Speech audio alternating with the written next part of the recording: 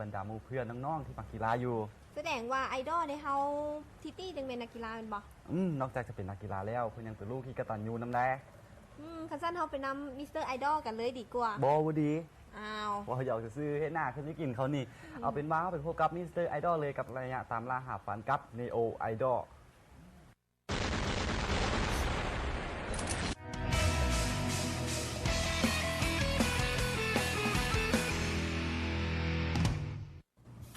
สบายดีท่านผู้ชมกำลังพบกันไว้และกับระยะนีโอไอดอลเนาะแล้วมื้อนี้โนว่าพาท่านผู้ชมมาที่ห้างอาหารสายลมเย็น2ซึ่งไอดอลของเราเพิ่นได้อยู่นี่แล้วเนาะแล้วมื้อนี้แต่ไอดอลของเราจะเป็นไผนั่นเดี๋ยวโนว่าจะพาท่านผู้ชมไปชมพร้อมกันเลยตามโนว่ามาโอ้ท่านผู้ชมตอนนี้โนว่าบ่ฮู้ไอเป้อยู่ไสเนาะเพราะมันกว้างเหลือเกินเดี๋ยวโนว่าสิย่างไปถามคนแถวนั้นว่าไอเป้อยู่ไสโอ้ขอถามเนี่ยไอเป้อยู่ไสไอเป้อะเจ้าก็ไอ้นี่แหละไอเป้ก่อนจะซื้อแล้วท่านผู้ชมเจอโตแล้วหาโตยากเนาะจริงๆแล้วโนว่ากับไอเป้นี่ก็รู้จักกันเป็นการส่วนตัวอยู่แล้วเนาะซึ่งโนว่าก็เป็นหมู่ของไอเป้แต่เมื่อกี้มันกวนเพิ่นซื่อเดี๋ยวท่านเดี๋ยวเอาไปนั่งขออยู่เวลานึงเนาะนั่งล้อมกันโอ้หลังใหญ่เนาะอยู่ได้หลายคนอยู่ได้หลายคนเหรอฉันมาอยู่น้ำกว้างนะบ้านไอเป้นี่เดี๋ยวต้องให้ไอเป้แนะนำตัวกับทางผู้ชมก่อนเพราะบางคนก็ยังไม่รู้ว่าไอเป้มันไผ่นะแนะนำกับทางผู้ชมกันเลยสบายดีเนาะข้าพเจ้าชื่อโยธินรัศวงศ์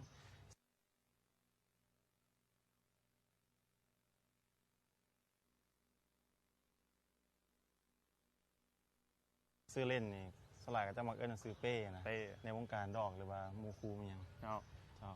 แล้วก็เป็นนักกีฬาตีดอกปีไก่ทีมชาติลาวนี่มาได้หลายเทื่อแล้วนะแต่ว่าล่าสุดก็เป็นสุดซีเกมซีเกมที่บ้านเขาจัดเป็นบอกแม่แล้วก็ได้เข้าร่วมก็เป็นตัวแทนให้คนลาวทั่วประเทศเลยพอสมือนี่ก็เป็นมือหนึ่งของเราอยู่เด้มือหนึ่งของเราทำผสมเจ้าเดี๋ยวต้องขอหายเป้หน่อยพาน้องหล่อได้ป่ะได้แล้วก็เขาชีย่างไปล้มไปวายเป้ก็งามนะย่างหล่อมันน้องหล่อคน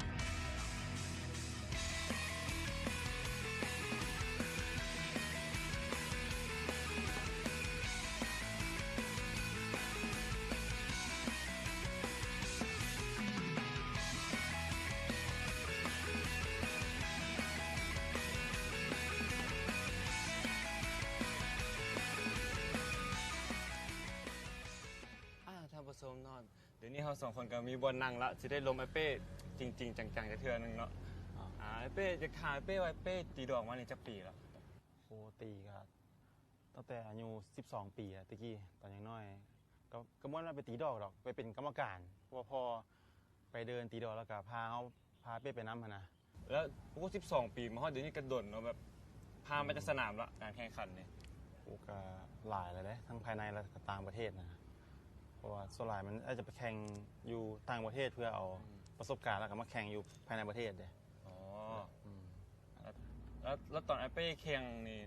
แข่งนัดทำอิฐนี่เป็นยังไงโอ้ไม่อยากว่าเลยแต่บนหน้าประทับใจเลยนะตกรอบแรก15-0ตลอด15-0ตลอดผู้ใดก็หลายคนก็คือสิลืมมันก่อนไอ้สิได้แซมหลายสมัยสมือเนาะโอ้ก็ตกรอบแรกมาจนเมื่อยนะแบบ2-3 ปีมานะไปแข่งเท่าไหร่กับชีซ่อมในกระยานะรอบแรกตลอด15-1 15-2จนพอกูไปขี่สอยมึงยังไงล่ะนั่นแหละไอเป้มักตีดอกแบบนี้มักเป็นชีวิตจิตใจแบบนี้ไอเป้มีไอดอลมันเป็นในดวงใจป่ะแบบเรื่องตีดอกเนี่ยเป็นนี่แหละเราเป็นนักกีฬาของมือหนึ่งของอย่างก็มาเลเซียนะซื้อมาเลเซียลีชงเว่ยนะเพราะว่าเขามักท่าทางการตีของเราเลยเพราะว่าครูฝึกของเขากับมาจากทีมงานของมาเลเซียแม่นละได้ไปเฮียนกับทีมมาเลเซียมาแล้วเพราะว่าเคยไปอยู่เดือนหนึ่งไปซ่อมกับครูฝึกของเราแหละก็จะสอนเทคนิคให้เขาก็หู้วิธีการตีนะแล้วแห้งบันดาลใจเลยเป้ได้มาจากใครแห้งบันดาลใจวะก็จากพ่อไอ้เองแหละเพราะว่าเพื่อนก็ตีดอกบ่เพื่อนก็ตีขึ้นกันเพื่อนก็ตีรุ่นอาวุโสแล้ว แต่ว่าเพิ่นก็เคยเป็นคุมนักกีฬาทีมชาติลาวเนี่ยก็เป็นโค้ชนะผ่านมาก็เคยสร้างชื่อเสียงมาช่วงหนึงแล้วครับวันนี้เพิ่นก็ออกมาเฮ็ดเวียกอยู่เฮือนนะก็เลยปล่อยให้อ้ายสืบต่อโอ้ใกล้ฮอดโมงแล้วนี่ เอา เพราะว่า ฮอดโมงกันไป เพราะว่าอ้ายต้องได้ไปเรียนเด้ โอ้ไอ้เป้ยังเฮียนอยู่บ่เลย ก็หาก็เรียนปีหนึงอ่ะแหละอยู่ ยังเฮียนปีนึงอยู่อ่ะ อยู่อันนั่นก็กฎหมายนะโรงเรียนกฎหมายอยู่ โดนคุ้ม ดอนนคุ้มนี่นะ โอ้ อืม เอายังเฮียนปีนึงอยู่ ไปเรียนแล้วแต่ละคนก็อายุน้อยๆหมดเลย มีดาวใหญ่กว่าหมู่ในห้องนะ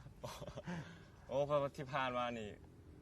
พอไอ้ที่ผ่านมาไอ้กระทุ่มไปแต่กับกีฬาดิ อ๋อก็เลย เพราะไอ้คือว่าเนาะห้องเรียนย่ำไหนก็ได้นะเพราะว่าพ่อแม่เขาก็ปูพื้นฐานให้หมดแล้ว แต่ว่าเล่นกีฬานี่มันมีอายุของมันเด้ อ๋อ ขั้นอายุ18เนาะ25ปีสิเขาต้องเล่นตอนที่เขามีแฮงแล้วนะจ๊ะ เจ้า อะไรตอนเขายังมีเหือยมีแฮงอยู่นะเพราะเฮียนนี่เวลาเขาเบิดแฮงมาแล้วเขาไปเฮียนกับบุเป็นอย่างแต่สดแม่นละบุว่า บ่ยังบ่สวยเนาะสิไปเฮียน แม่น เนาะ ละอยากสร้างชื่อเสียงให้ประเทศชาตินะ เจ้า ไอ้กับว่าได้แนะนำให้ว่าแต่ละคนต้องมาเล่นกีฬาก่อนแล้วค่อยไปเฮียนนะ เจ้า เพราะว่าการเฮียนก็เป็นการดีขึ้นกันเพราะหลายคนในสมือนี่ก็จบปริญญาโทปริญญาเอกมากันหลายเด้ แม่นละ อยู่ต่างประเทศเนาะเพราะว่าก็จะเลือกไปฝ่ายเฮียนเด้แต่ไอ้มาครั้งนี้เนาะไอ้ก็เลยเลือกเล่นกีฬาก่อนซะแล้วค่อยกลับมาเฮียนน้ำหลังก็ได้นะ โอกาสคนเฮาบ่คือกัน โอ เนาะ กาสของแต่ละคนมันมีบุคือกันเด้ อ๋อ เพราะว่าไอ้มาครั้งนี้นะ เจ้าเดี๋ยวทางผู้ชมก็ทางผู้ชมก็อยู่กับเน้นการเฮียนก่อนเนาะบ่ได้ส่งเสริมให้ไปเล่นกีฬาแต่ทั้งเล่นกีฬาทั้งการเฮียนควบคู่ไปนำก็ดีเช่นกัน แต่ต้องไปเฮียนแล้วบ่นี่ แม่หลักใครจะฮอดมงไปโรงเรียนแล้ว เดี๋ยวฉันให้เป้ไปเปลี่ยนเครื่องไปโรงเรียนก็ซะเดี๋ยวเฮาสิถ่ายอยู่นี่ โอเคฉันเดี๋ยวที่ไป เฮาสินอนถ่ายอยู่ที่แถวนี้แหละเฮาสิรอแถวนี้ เปลี่ยนเครื่องซะนะ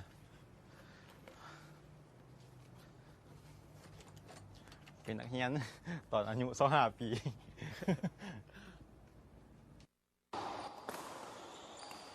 สบายดีบี้เป็นน้องของเป้เนาะบี้มีเรื่องจะมาเผาเป้ในมื้อนี้เป้นี่ใส่บุดีอย่างหนึ่งมักตีซะแต่หน้าผากบี้ตีซะแต่หน้าผากบี้ตลอดแบบบี้เหลือใจเลยวันนี้บี้บอกบี้ขึ้นเป้ากับตัวเองสิตีดอกขึ้นมาสิตีทอกับเป้สิตีซะหน้าผากเป้คืนให้ได้เบิ่งอันนี้เป็นนิสัยบุดีของเป้เนาะและนิสัยอีกอย่างหนึ่งของเป้ที่ว่าเป้บ่เคยบอกไผแมนเวลานอนเนาะโอ้โหเสียงโกน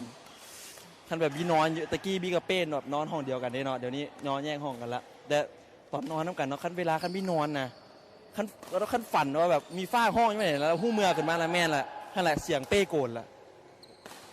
โอ้ยคอยนะโอ้ยคอยเดี๋ยวเป้ได้ยินโอ้โหโกนบ่ได้แบบหู้เมื่อแบบเอาเป็นนอนบ่ได้เลยนะใครได้เดี๋ยวนี้แยกห้องกันนอนแล้วนะบี้บ่ได้ยินเสียงฝ้าห้องนั้นอีกต่อไปใครแด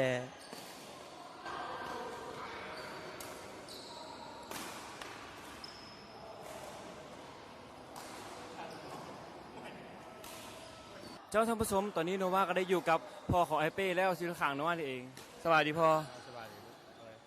ดีครับเจ้าอยากฮู้ความลับอย่างจะอย่างจะขอไอ้เป้เลย ก็นิสัยเราก็โดยพื้นฐานแล้วนิสัยของเราโบเป็นคนขี้ดื้อจึงคอยดึงเข้ามาในแวดวงกีฬาแล้วก็ย่างมาจนฮอดปัจจุบันนี้จน เป็นทีมชาติเนาะ ได้เป็นทีมชาติ โดยละไอ้เป้นี่ตีดอกมาแต่น้อยสิเพิ่นมีสายยายอย่างบ่พ่อ เรานี่รู้สึกว่าหมูครูเสียหายใส่ยาว่าบักปืนใหญ่ ฝึกปืนใหญ่เหรอเป็นอย่างคือว่าปืนใหญ่ เราสิมีลูกตบของเราเป็นลูกพิฆาตเพราะว่าเป็นลูกหากินมาซะถ้าขั้นเราได้ตัวเป็นค่อนข้างว่าซี่เป็นผล คือแสดงว่าพอมีส่วนผลักดันให้ไอ้เป้ก้าวเข้าสู่วงการกีฬาแล้วก็เป็นลูกที่ดี มันมาจากพอและอีกส่วนหนึ่งมันเป็นหมดทุกคนในครอบครัวเห็นดีเห็นพร้อมในการวางรูปแบบในให้ลูกแต่ละคนอย่างและคำเบ้าของพ่อนี่นะเบ้ามันกับห้องว่ามันค่อนข้างจะเป็นความจริง อันนั้นคือเหตุผลหนึ่งที่เหตุให้ลูกฟังความหลังจากการหาเงินนะครับเลี้ยงครอบครัวแล้วเขาจะเอาเวลาที่เหลือมาล้มกันมานั่งคุยกันไปนั่งกินข้าวน้ำกันเขาจะเอาเรื่องมวลมาล้มในฐานะแบบหมู่ครูระวังบ่ให้มันเป็นแบบพอกับลูกคือมันความสัมพันธ์ระหว่างครอบครัวมันจะห่างมันจะล้มกันในฐานหมู่ครูมันจะล้มกันได้โดนก่อน ล้มหัวเนาะ เออ แลกเปลี่ยนคือมื้อนี้ลูกไปนั่นมาไปนี่มาสิ อ่า แต่ เจ้าท่านผู้ชมนั่นก็คือความคิดเห็นของพอไอเป้เนาะรู้ต้องขอเข้าใจพอหลายๆไปเดี๋ยวเราไปเบิ่งไอเป้ตีดอกกันต่อบ่ฮู้ว่าสิแล้วหรือยังนี่เจ้าท่านผู้ชมตอนนี้ไอเป้ก็ตีแล้วเนาะเป็นจังได๋เป้ เมื่อยหน้อยหนึง น้อยหนึงอยากถามไอ้เป้ปกติไอ้เป้มาตีน้ำไผ่ ปกติก็จะมาน้ำหมูคูแล้วก็พ่อกับน้อง ตีทุกวันทุกมื้อเลยว่ะ แม่นล่ะทุกมือบอกจะตีจันทร์พุธศุกร์ ตีจันทร์พุธศุกร์เนาะท่านผู้ชมเนาะอยากเจอไอ้เป้ก็จันทร์พุธศุกร์มีเรื่องอย่างไรก็ ลาวเบียดแล้วก็แม่นล่ะแล้วก็ ท่านน้องอ่านนี่3 เดือนเนาะเจ้าท่านผู้ชมนั่นก็คือไอดอลของเฮาในมื้อนี้เนาะแล้วอย่าลืมเสาร์หน้าเนาะกับรายการ Neo Idol กับรายการ Neo Society ของพวกเฮาตั้งแต่เวลา 18:59 นเนาะติดตามในวันเสาร์หน้าสำหรับมื้อนี้เนาะว่าไอเป้พร้อมกับทุกๆคนในสนามนี้เลยต้องขอลาท่านผู้ชมไปก่อนสบายดีบ๊ายบายไอเป้ไปส่งเฮาเด้อ ได้ ไปครับ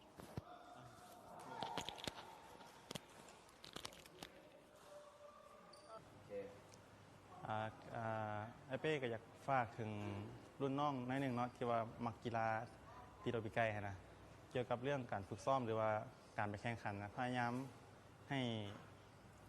บืนขึ้นให้ตีรุ่นที่ว่ายากก่อนหรือว่ารุ่นอ้ายรุ่นอย่างไปแบบนะคือตอนอ้ายยังน้อยเนาะตอนอ้ายอายุ15 ปีให้ตีรุ่นทีมชาติเลยตกรอบแรกจนว่า3-4 ปีกูนะจุดลึ่งเลยตกรอบแรกตลอดเพราะว่าอย่างมันไปตีข้ามรุ่นเดียเพื่อเขาอย่างเพราะเป้าหมายของไอ้ก็คืออยากได้แซมประเทศลาวก็คือเห็นนี่แหละแซมประเทศลาวมันจะคือว่ามันคือเป็นสุดยอดของประเทศแล้วนะก็อยากให้พยายามบืนขึ้นตีรุ่นใหญ่หลายๆคือว่าต่อไปก็คือได้ดีกว่านี้พยายามเลยลาวอินเตอร์ชาเลนจ์เฮ็ดให้ได้เด้อรุ่นใหม่ที่ว่ามักกีฬาตีดอกเพราะไอ้เฮ็ดได้พวกน้องก็ต้องเฮ็ดได้อยู่แล้วคันอยากรู้เรื่องดับไกลอย่างกับมาถามให้ก็ได้ไอ้สอนให้บุ้งของวีซ่าดอกเพราะตายไปก็เอาไปน้ำบ่ได้ดอกคมหู้นะเขียวมาถามตอนที่ว่ายังมีแฮงอยู่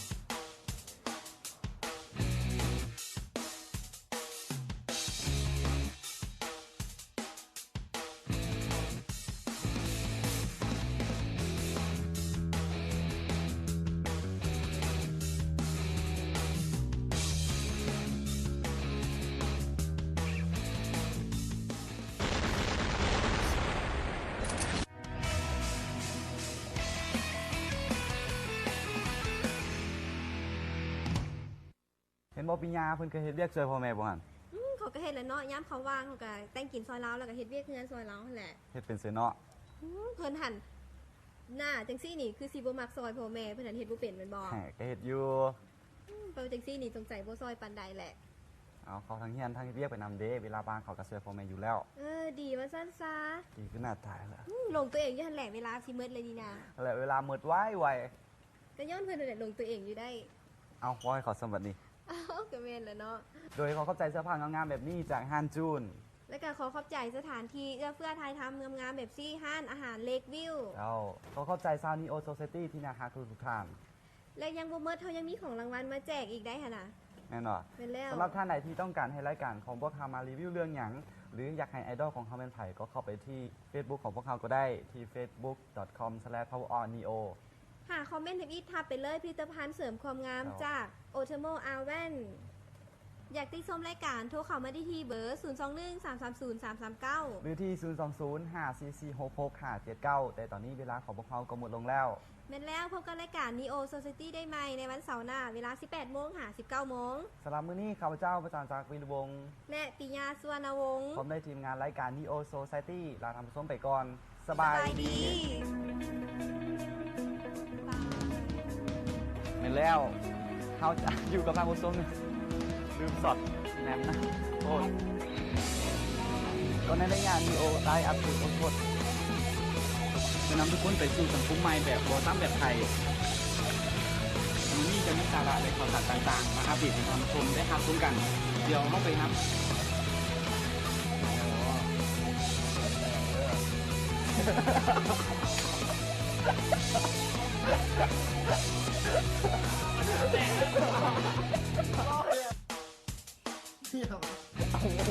เอาเงินหนึ่งใส่เวสป้าไปเที่ยว